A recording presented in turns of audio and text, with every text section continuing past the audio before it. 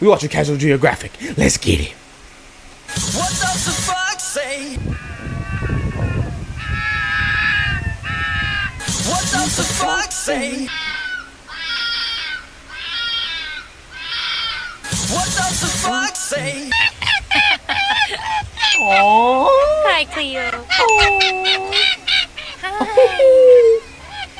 So cute. All right, pop quiz. So apparently the fox doesn't go. Apparently not. No, I didn't read the title of the video. How nature's underdog took over the world. I bet if it's a fox, then I welcome it because they're freaking adorable. What is the most widespread carnivore on Earth? Out of all of those animals in the humans. world, which one managed to spread further and thrive in more places than any other? It's not This humans, isn't I rhetorical, guarantee by you. the way. Comment your answer. I'm actually curious. All votes in? Okay, good. It's the red fox. I don't know I'm not when it gonna comment happened, that but 'cause I honestly somewhere in do the not know. history of Earth, there was a subplot where the fox took over the world, and they have not let up since. I mean, there's a reason Today, why there's they're about 23 flavors known of for being fox seasoning sly. this big ball of dirt and water, with well over 40 subspecies on their roster, and they are everywhere. From griefing gardens in the suburbs, to pickpocketing polar bears in the north, to murking koalas in Australia. Trust Alright. and believe we gonna get to that. You can find some Vulpes variant virtually anywhere in the world that isn't the ocean or Antarctica. And the biggest flex of the foxes is the red fox.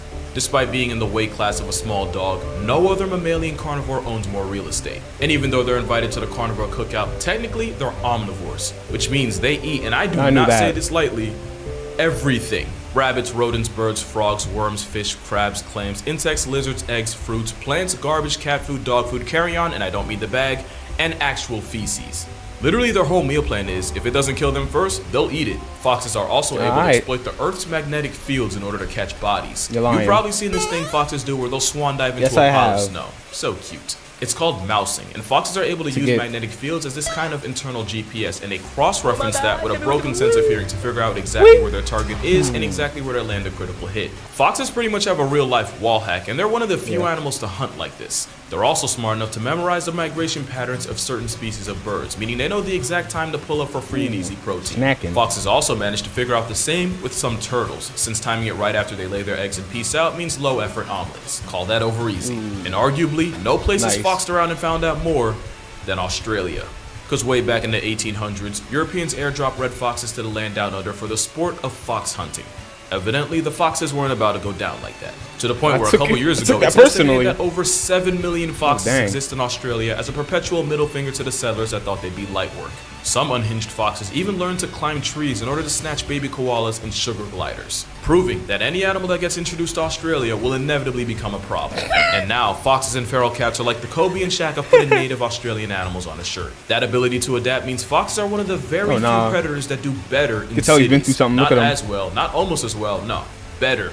Today, the highest density of foxes living in Britain are shacking it up in the city. In some neighborhoods, you'll find twice as many fox families than you would in the countryside, and 200 times as Who many recorded than in this? some desolate Who moors. recorded this clip of this fox? And even though they get straight up bullied by bigger canines, foxes don't rely on a pack structure the same way wolves do. And they have enough pretty privilege to dodge the smoke everyone seems to have for coyotes.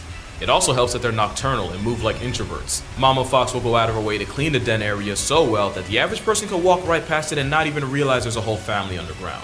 And just like with birds, foxes will study and memorize the schedule of humans in the area and only come out when it's least active. They'll even take advantage of garbage schedules so they know exactly when to come root through your trash. Of And they'll course. even take note of what times you often feed your pets so that they can steal their share. And you may never even notice. Depending on where you live, you can probably count on one hand how many foxes you've seen in your neighborhood, even if you've lived around them your entire So life. adorable. And lucky for them, they happen to be just cute enough to not have to worry about getting their existence nuked like some of their predators. Speaking of which, let's talk about the many enemies of the fox. You got wolves, coyotes, cougars, lynxes, birds of Got prey, hair on my bears, nose. wolverines, cars, and many, many more. And because the humans. one bad thing about Well, being not a anymore, fox is but- everything on the census either wants to eat you or wants to kill you because you eat the same things. In fact, the first and sometimes last enemy they'll make is their family. Fox cubs will fight their siblings off rip in order to establish a hierarchy. And it's not the cute Disney play fighting I used to think it was. 20% of fox kids born will never leave the den. It's just straight violence out the womb. I can't even say it's on site since baby foxes live the Helen Keller experience for the first 2 weeks of their life. Lucky for them, foxes often mate for life and bring up the kids together. I mentioned this in the Father's Day episode last video, but fox fathers will hide food around the den in these little pantries in order to teach his kids how to find food for themselves. I want you to keep that pantry thing in mind. We're gonna come back to that. Fox cubs have a couple months of a grace period before they have to go out and figure out life on their own. Lucky for them, they're part of the most unfairly versatile group of animals you'll ever see. Like, did you know foxes can climb trees? No, I don't mean like fully scale that joint. The gray fox has been seen ascending over 70 feet up into a tree, and they're one of the few foxes that flex retractable claws, which allows gray foxes to avoid conflict with predators like coyotes. Go ahead and ask cheetahs how important that is. Tree climbing only proves that foxes aren't just cat software marrying dog hardware, a cat dog if you will. And it shows that there isn't a lot of real estate on Earth that a fox can't claim. And no fox proves this more than my personal favorite, the Arctic fox. Because this igloo puppy has zero business surviving out here. Not only is it cold enough to get one shot by wind, the Arctic fox also has ops like wolves and polar bears to worry about. And since pretty much anything goes in Satan's ice rink, both of them will not hesitate to eat a fun-sized fox. And it really be your own kind, since another unlikely menace to an ice fox's life is the red fox. Because as small as they are, the red fox is still 2 to 3 times bigger than their snowy cousins. And yes, red foxes will 100% murk and eat their weaker relatives if it means surviving. So you think it'd be curtains for any pint-sized predator that even tries out here? Well, about that. Don't think for a second Arctic foxes don't have their tricks too.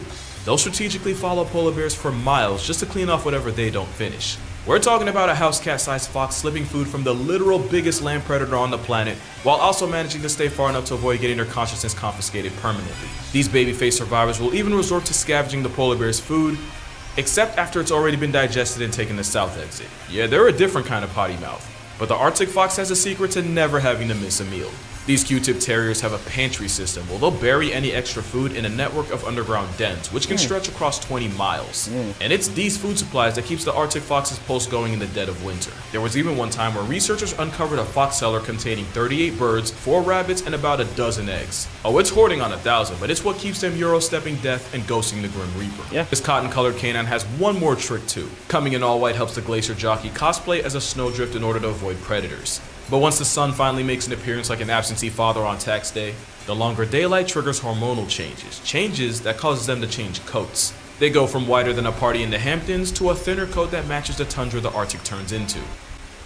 And it's all these abilities that allows the chameleon of foxes to live in one of the most unlivable places on Earth. And so does the smallest fox in the world. On the other side of the spectrum, the fennec fox survives in a very different kind of desert. It's the smallest canine in the world and could probably get bodied by a chihuahua. Those massive ears are good for 3 things: increasing their overall surface area to help keep them cool, the same way elephant ears do, helping them pinpoint the insects, lizards, and rodents on its grocery list even while they're underground, and for looking absolutely adorable doing it. Like I said, foxes are broken, especially since fennecs can live off the moisture they get from food and by licking the dew from their dens. Not only that, but their kidneys are actually designed to function off very little actual water, making this travel-sized fox one of the few animals able to survive in the desert without drinking actual water. And as a human, you tap out from life after about 3 days of a water fast. In fact, where the fennec fox may never have to drink at all, the average adult should drink about 48 ounces a day. That's just over 2 of these, which can often feel like a chore, but Air Up's flavor pods makes it way easier. These pods actually manage to trick your brain by using scent flavors traveling to your brain to replicate the taste of whatever pod you chose. Whole time you're just drinking plain water. Just fill the bottle up, pull the pod to activate the flavor, hold the bottle upright in. Yeah, that's pretty much it. My personal favorite's mango passion fruit, but you have a variety of options like watermelon, peach, cucumber, orange, apple, and a bunch more. And again, there's no calories, no sugar. It's just you gaslighting your brain, since about 80% of taste is actually dependent on smell. Now, I've never had a problem drinking enough water, but after deciding to try to cut down on sodas and juices, I can honestly say Air Up has come in clutch more than a few times. And you know this isn't just an ad. I literally tell y'all to drink water in every single video. And now I can help with that. So make sure you check out Air Up and their many flavor pods using the link in the description. Use the code casualgeo15 for 15% off. And like always, make sure y'all stay hydrated out there. Hydration isn't a problem for a pocket-sized sand pup. Oh, and by the way, since their kidneys are always on desert mode, Fennec's fox pee is super concentrated and smells like pee-pee Le Pew. And since foxes will pee on any surface, 2 hours with a Fennec under your roof and your house will smell like a skunk orgy. So yeah, don't be confusing them for good pets. You shouldn't confuse them for a pale fox either. That's offensive to them. They look similar, but the pale fox is slightly bigger, has a smaller range, and is overall the less clouded dupe of the Fennec. And if you take a quick trip a couple hundred miles down south, you'll find the bat-eared fox. Unlike the rest of the fox family, their meal plan contains almost entirely insects, with most of their protein coming from termites. Those satellite dish ears allows it to eavesdrop on termite affairs before it packs them. They've even gone ahead and invested in extra teeth to help with their termite terminating tendencies. Bat ears also acts on fox-like by living in packs, usually made of a mating pair and their children, kind of the same way wolf packs work. It's like a fox that slept through the lecture on how to fox 101, which actually makes a lot of sense since technically bat-eared foxes aren't true foxes. There are 12 species that earn the title of true fox, and 4 of them we've already mentioned: the red fox, the Arctic, the Fennec, and the pale fox. Another true fox is the Tibetan fox. No, I'm serious. That's exactly what they look like a reborn human realizing reincarnation. He looks so bummed.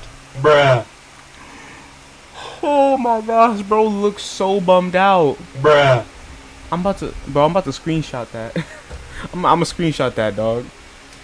Reincarnation ain't always sweet. Or like nature got drunk and tried redrawing foxes strictly from memory and then uploaded it as a dare. It's the only animal able to side-eye you while looking you dead in the face. A picture's worth 1,000 words, and every image of a Tibetan fox tells a story of apathy, indifference, and a splash of contempt. Now you might be wondering why this fox looks like an AI-generated Renaissance painting. Some say it's to help them cope with a windy environment. No. Some say No. AI What is that?